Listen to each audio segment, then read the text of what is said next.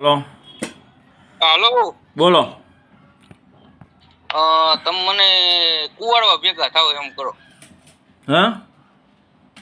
કુવાડવા. શેના માટે?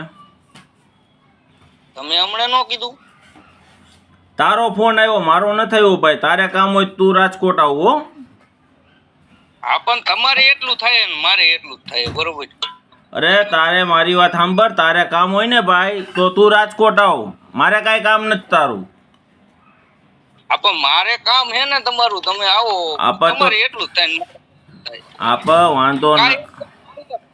માલિયાણ આપણે રાખો. અરે પણ તું તારે કામ હોય તો તું રાજકોટ યાર્ડે આવી જા, ત્યાં જ બેઠો ભાઈ, બરોબર?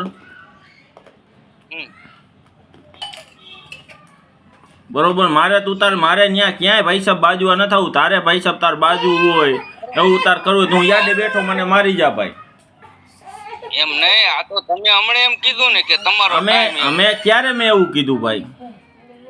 આપણે હમણે તમે મને વાત કરી ને. તારો ફોન આવે, હું તને નથી કરતો ભાઈ સાહેબ, બરોબર? અમે તમને ન પહોંચી એવું લાગે તમે ભાઈ એમાં વાંધો નહીં, હું યાર્ડે બેઠો, મને મારી જાવ. હા તો હમણે તમે એમ કીધું કે આવી રીતે આમ હે કે તારે તાર પાપા ઘોડે કે આવી રીત નથી કરવું ને, એટલે મેં તમને એમ કીધું તો મેં તમ તારે આવી જાવ. એવું હું બોલ્યો જ નથી ભાઈ. તું કહેશ કે મારા પપ્પાને આમ થયું ને તેમ થયું ને, બરોબર? તો ગમે હવને લાગે ને તમે કયો હાલો. જો મારી વાત સાંભળ.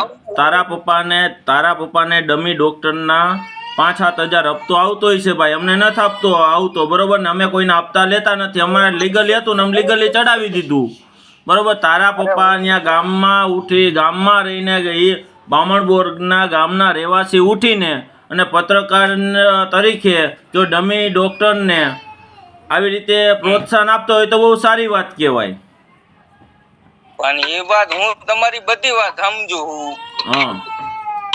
અરે હું એમ કહું, ડોક્ટરી જો મારે તમારા આબાદ ગમે પાડોશી હોય, તમારે જાણીતા હોય, કોઈ ભાઈબંધ દોસ્તાર હોય, તમે ગમે એને હું એમ કહું કે લોકોના જીવન સાથે ચેડા થતા હોય ને ભાઈ, એમાં હગા બાપ હોય ને તો એમાં સપોર્ટ ન દેવાનો હોય.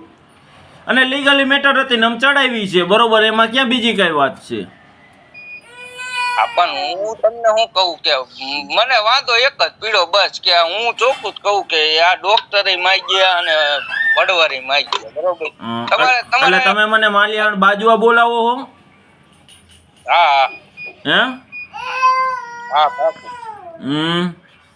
ચાલુ રાખો, ઘર બાયણે નીકળું.